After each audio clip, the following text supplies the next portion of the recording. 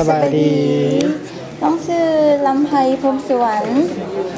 โดยน้องชื่อว่าขันใจแถมบุคคต้องซื้อซิริไซสุขภาพอนุสาสตร์เนี่ยซุ้มมีนานสิ่งอะไรเลยโอ้รู้สึกดีใจหลายรู้สึกตื่นเต้นดีใจ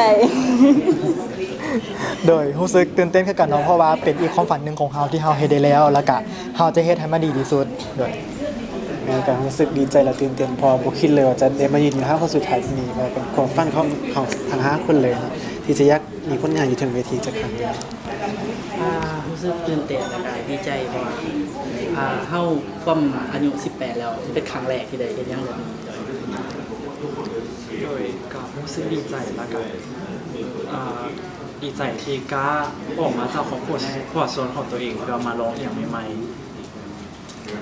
สำหรับตัวน้องเองอนาคตก็คืออยากมีแบรนด์เสื้อผ้าเป็นของตัวเองที่เฮ็ดจากพื้นฐานลาวเพื่อจะบ่ให้คนเพียงในประเทศน้ำไส้พื้นฐานลาวแต่สามารถส่งออกเป็นแฟชั่นสู่สากลได้ทุกคนทุกยุคทุกวัยสามารถเข้าถึงได้โดยนี่คือความฝันของน้องเลยเข้าใจ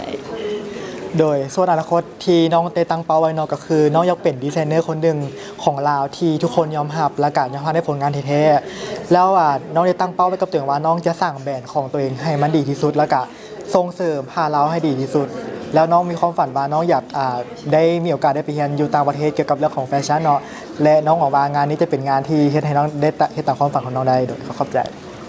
โดยสำหรับน้องๆก็อยากเป็นดีไซเนอร์คนหนึ่งที่สามารถอนุรักษ์รักษา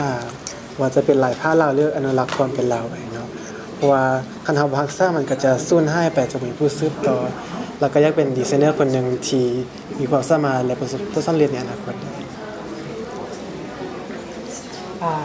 ดีไซเนอร์คือความฝันของน้องที่ว่าอยากเห็นและอยากขับเคลื่อนวงการแฟชั่นลาวให้ไปสู่ระดับสากลให้เป็นที่ยอมรับของทุกคนและนำความแปลกใหม่เข้ามาสู่แฟชั่นลาวในแบบที่ทุกคนจะต้องประทับใจโดยสำหรับน้องแม่งอยากยกระดับผ้าพื้นเมืองหรือว่าผ้าของชนเผ่าลาวเนาะให้มีประสิทธิภาพและก็ให้คนในสังคมได้เห็นคุณค่าโดยฝากทุกคนติดตามพวกเขาทั้ง5เด้อแล้วก็ฝากติดตามโครงการเรายังดีไซเนอร์โปรเจกต์นี่เด้อว่า1ใน5พวกเขาไผจะได้รางวัลที่1แล้วก็ผลงานของพวกเขาแต่ละคนจะมีไผโดดเด่นแล้วก็จะมีไผเฮ็ดผลงานประจักษ์ในมื้องานเดือน9นั่นเองด้วยอย่าลืมติดตามพวกเขาในมื้องานมื้อสุดท้ายวันที่5เดือน9นี้เด้อโดยขอขอบใจบ๊ายบายเรายังดีไซเนอร์โปรเจกต์เย้โดยลาวโฮมอสังหาริมทรัพย์ห้องเสื้อไมสไตล์เมนโฟลเดอร์คำเผาสังใดเดอะบาร์เบอร์ลาวมิสเตอร์ลาววีแค่สมสกัดเพื่อสุขภาพ